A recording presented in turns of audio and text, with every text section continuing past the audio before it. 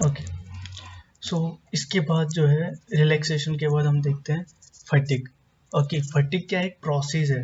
ये प्रोसेस में क्या होता है कि जब कोई भी मटेरियल होता है उसको उसमें अगर रिपीटेड साइक्लिक स्ट्रेस हम देते हैं तो उसका फेलियर होने का वो मतलब उसकी यील्ड लिमिट से पहले ही फेलियर हो जाएगा। मतलब जैसे कोई एक वायर है, मान लो ये वायर है, इस वायर को मैं ऐसे अगर खींचूं तो मैं बहुत स्ट्रेस लगा सकता हूँ इसमें, मतलब इसकी स्ट्रेंथ रहेगी, मतलब इसका मैं बहुत यूज कर सकता हूँ कि मैं हो सकता है 256 250 300 न्यूटन पर MM² तक इसको वो कर दूं। लेकिन अगर मैं इसको दो काम करूँ कि इसको खींच भी रहा हूँ और साथ साथ इसको बार बार ऐसे बेंड कर रहा हूँ, तो ये फिर तो 300 तक की स्ट्रेंथ पे नहीं जाएगा, तब तो ये पहले ही फेल हो जाएगा 200 न्यूटन। तो वो जो फेल होगा उसको हम बोलते हैं फटीग फेलियर, क्योंकि वो साइक्लिक लोडिंग की वजह से वो हुआ है। ठीक है, तो साइक्लिक लोडिंग की वजह से जो फेलियर होता है उसको हम बोलते हैं फटीग फेलियर।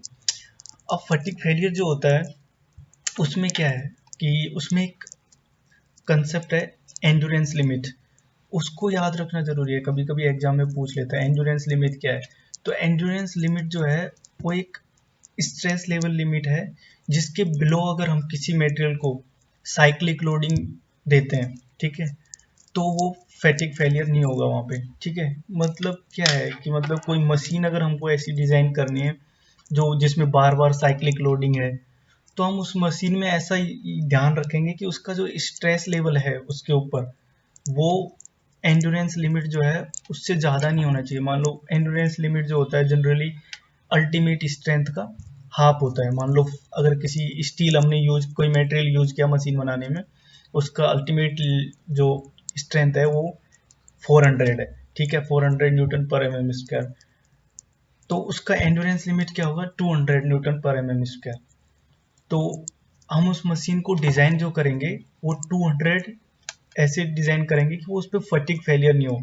फटीग फेलियर मतलब उसमें अगर वो साइक्लिक लोडिंग दे रही है कोई पार्ट, तो उस पार्ट साइक्लिक लोडिंग दे रही है तो उसके लिए हम उसको एंड्योरेंस लिमिट से नीचे ही रखेंगे स्ट्रेस, जिससे क्या उसका फटीग फेलियर नहीं होगा। तो एंड्योरेंस लिमिट ये याद रखना बस कि ये एक स्ट्रेस लेवल है below which even large number of stress cycle can not produce the fatigue failure.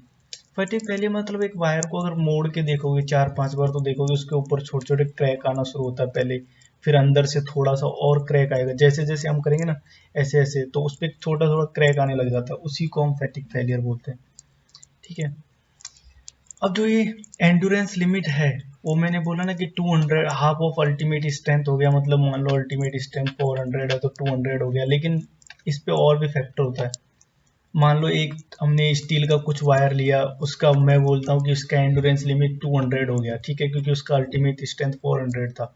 लेकिन उसको जाके हमने कहीं कचरे में डाल दिया, कोरोजन हो गया उसके ऊपर।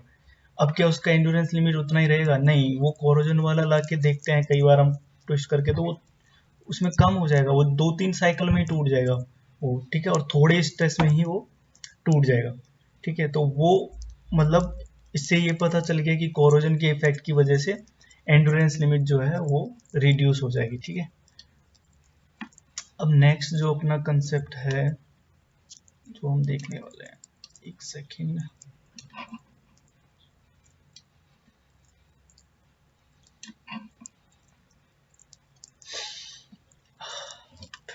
हाँ, रिजाइलेंस। तो रिजाइलेंस क्या होता है कि एक मैटेरियल, ये एक मैटेरियल की प्रॉपर्टी है to absorb the energy. Absorb the energy मतलब एनर्जी एब्जॉर्ब करके क्या करेगा मटेरियल। तो मतलब किसी भी मटेरियल को जब हम थोड़ा मतलब खींचते हैं उसमें, मतलब जैसे मैंने इसको खींचा है, अभी माइक्रोस्कोपिक लेवल पे थोड़ा बहुत तो खींचा होगा, ये पेंसिल है हमको पता है नहीं खींची होगी, बट थोड़ी सी माइक्रोस्कोपिक लेवल पे भी खींची होगी। वैसे ही जब कोई और मटेरियल लेते हैं, रबड़ का एग्जांपल जैसे लेते हैं, रबड़ को खींचा, वो खींचेगा तो कुछ एनर्जी अपने अंदर स्टोर करके रखेगा कि हाँ अगली बार मतलब मेरे को अपनी दोबारा अपनी शेप में आना है तो थोड़ी एनर्जी रखनी पड़ेगी अंदर स्टोर करके, जिससे क्या कि मैं अगली बार अपनी शेप में आ जाऊँ। तो वो जो एनर्जी है जो स्टोर करता है उसकी उस प्रॉपर्टी को हम बोलते हैं रेजिलेंस, कि वो तो मतलब बोल सकते हैं कि रबर जो है एक रेजिलेंट मटेरियल है। ठीक है, क्योंकि वो अपने वापस अपनी शेप में आ जाएगा, कुछ एनर्जी जो स्टोर कर रखी है उसकी वजह से।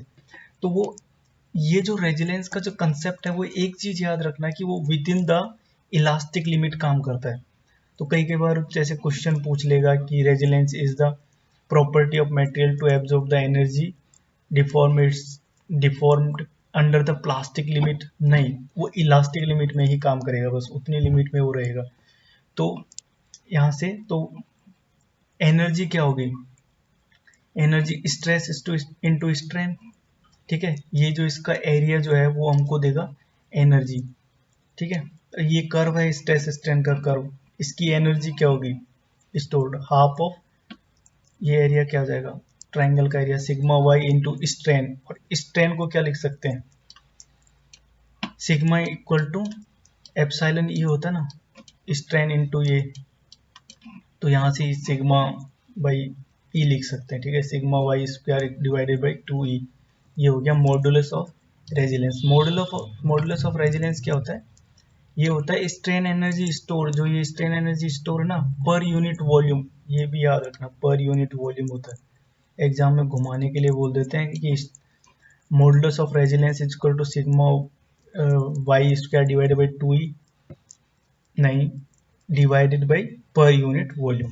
ठीक है, अब नेक्स्ट जो कंसेप्ट है, तो ये क्या होगा, ये रेजिलेंस का यूज क्या है, रेजिलेंस का यूज ये है कि ये स्प्रिंग वाले जो मटेरियल है, कोई मतलब हमको स्प्रिंग एक्शन चाहिए तो उसके लिए हम यूज कर सकते हैं। मतलब ट्रेन में जो नीचे यूज करते हैं ना स्प्रिंग वाला, तो एक मटेरियल, ऐसा मटेरियल यूज करेंगे कि जिसका रेजिलेंस जो है वो हाई हो, मतलब वो जो बहुत ज़्यादा स्ट्रेस लेके एनर्जी स्टोर करके वापस बैक अपनी शेप में आ सके। तो जो भी स्प्रिंग एक्शन होंगे उसके लिए रेजिलेंट मटेरियल यूज करेंगे। टफनेस क्या है, it's ability to absorb the mechanical energy up to the failure called toughness. तो हमने ये कर्व देखा, ये कर्व यहाँ से गया, अब एफ पॉइंट कौन सा है, एफ पॉइंट अल्टीमेट स्ट्रेंथ का पॉइंट है, मतलब एफ पॉइंट के करस्पॉन्डिंग जो यहाँ पे वो है अल्टीमेट स्ट्रेंथ। ठीक है, तो ये जो एरिया है पूरा, इसको हम बोलते हैं, ये पूरा एरिया जो है इसको टफनेस ऑफ मटेरियल। ओके, तो टफनेस क्या होती है, टफनेस होती है कि वो मटेरियल कितना मतलब रजिस्ट करेगा फ्रैक्चर को, मतलब फ्रैक्चर को जो रजिस्ट करना होता है उसको बोलते हैं टफनेस। अब एक चीज देखते हैं कि एक कंसेप्ट है कि टफनेस माइल्ड स्टील की टफनेस ज्यादा होगी कि कास्ट आयरन की। कास्ट आयरन और माइल्ड स्टील हमने देखा था, कास्ट आयरन ब्रिटल मटेरियल होता है, तो इस कंसेप्ट से लगा के लगेगा कि कास्ट आयरन की ज्यादा होगी, लेकिन जब हम डायग्राम प्लॉट करते हैं तो कास्ट आयरन का जो स्ट्रेस स्ट्रेन डायग्राम आएगा ऐसा कुछ आएगा, माइल्ड स्टील का तो यही हमने देख ही रखा है ऐसे करके ऐसे। तो हमने क्या बोला, टफनेस क्या होता है, ये एरिया होता है, तो इसका एरिया क्या है ये, ठीक है, इसका एरिया ये है, लेकिन इसका एरिया देखेंगे तो ये वाली डायरेक्शन में बहुत ज़्यादा जाके फैला हुआ है ना, तो टफनेस किसकी ज़्यादा होगी, माइल्ड स्टील की, ये याद रखना। ठीक है, हार्डनेस क्या होता है, हार्डनेस टफनेस से अलग है। ठीक है, हार्डनेस टफनेस से कैसे अलग है कि हार्डनेस जो होती है वो रजिस्ट टू स्क्रैच और एब्रेशन होता है, मतलब किसी के ऊपर स्क्रैच करे तो मतलब उसके ऊपर लाइन खींचेगी कि नहीं खींचेगी, ये उसकी हार्डनेस प्रॉपर्टी है। ठीक है, ये बाकी वो एग्रीगेट और उन सब में और सही से समझ में आएगा। टेनसिटी क्या है, resistance to fracture under the action of tensile load is called tenacity. Now viscoelastic materials क्या हैं, विस्को इलास्टिक मटेरियल क्या होते हैं, जो विस्कस और इलास्टिक प्रॉपर्टी दोनों शो करते हैं।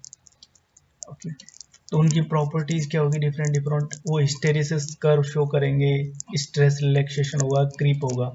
ठीक है, अब कुछ स्ट्रेस स्ट्रेन कर्व देखते हैं। इलास्टोप्लास्टिक मतलब ये मतलब एग्जाम में ऐसे आ जाता है, एक कर्व दे देगा, बोलेगा कि कौन सा कर्व है, तो ये इलास्टोप्लास्टिक कर्व है, क्योंकि इलास्टिक है देन प्लास्टिक है, ये इलास्टिक है देन स्ट्रेन हार्डनिंग हो रहा है इसमें क्योंकि इंक्रीज हो रहा है।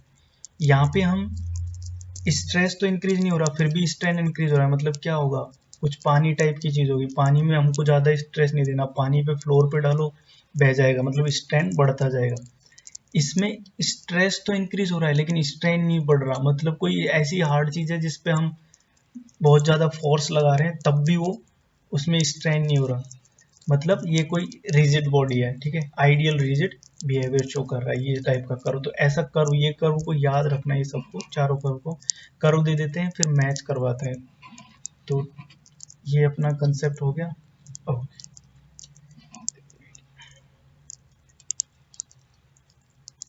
Like, share, and subscribe. Thanks for watching the video.